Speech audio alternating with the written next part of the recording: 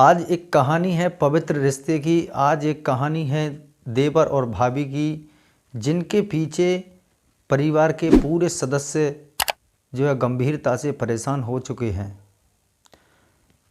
तो आइए जानते हैं इस कहानी को। नमस्कार, मैं हूं ब्रजेश और आप देख रहे हैं क्राइम वर्ल्ड कहानी। इनका एक गांव पड़ता है, उस राहर इलाके के एक इनका गांव पड़ता है। ग्राम पंचायत कुइता के गांव सरैया का जो इनका गांव है।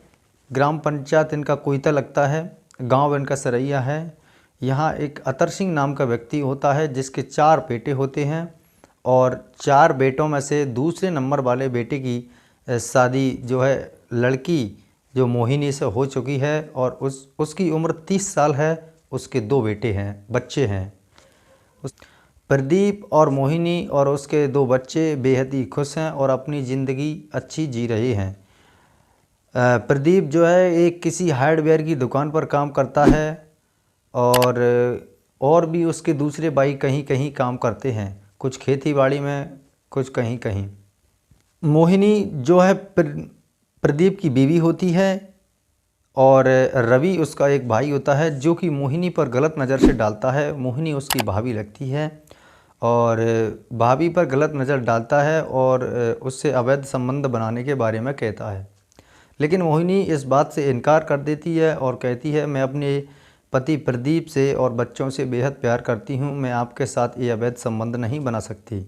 लेकिन रवि को जो है काम वासना लगी थी। रवि चाहता था कि मैं मोहिनी से प्यार करूं और मोहिनी से अवैध संबंध बनाऊं, लेकिन मोहिनी को ये सब कुछ पसंद नहीं था।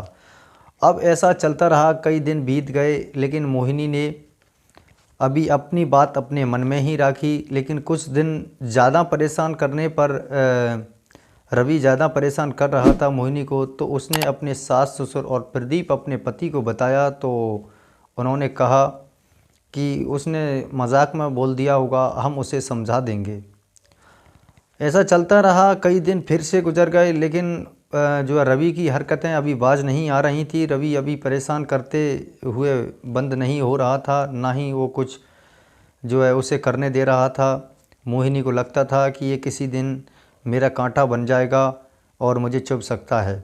मोहिनी गुस्से में आकर के अपने मायके चली जाती है। मायके से जब मोहिनी 5-7 दिन जो जितने भी दिन रहकर वो आती है वापसी, फिर रवि का वही हश्र होता है। रवि फिर से वही जो है उसको परेशान करना और उससे जो है गलत वार्तालाप करना शुरू कर देता है। आखिरकार मोहिनी अभी भी उससे कह रही है कि मैं आपका विरोध करती हूँ, मैं आपसे प्यार नहीं करूँगी, मैं अपने पति प्रदीप से बेहद प्यार करती हूँ और अपने बच्चों से बेहद प्यार करती हूँ, मैं तुमसे प्यार नहीं कर सकती। लेकिन रवि के मन में सिर्फ काम वासना लगी थी और काम वासना ही थी। रवि चाहता था मैं मोहिनी से प्यार करूं और उससे अवैध संबंध बनाऊं।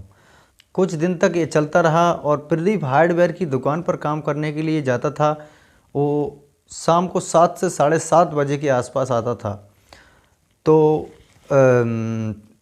प्रदीप जो है अभी घर पर नहीं था, घर पर सास ससुर भी नहीं थे।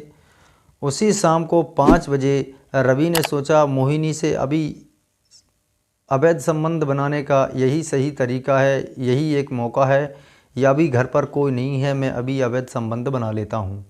लेकिन मोहिनी अभी इसका विरोध कर रही थी। मोहिनी से कहा कि मैं तुम्हारे साथ प्यार करना चाहता हूँ, मैं तुम्हारे साथ सोना चाहता हूँ।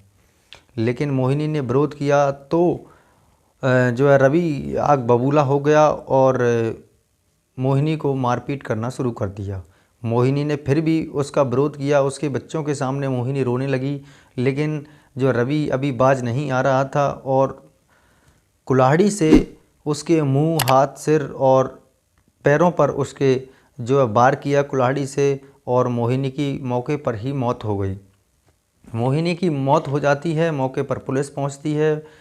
पुलिस जो है रवि को अरेस्ट करती है और रवि को गिरफ्तार कर लेती है। रवि को गिरफ्तार होने के बाद वहाँ से खून की जो लिपटी हुई कुल्हाड़ी, खून उस पर लगा हुआ था, उसको भी बरामद करती है और रवि को जो है जेल भेज देती है।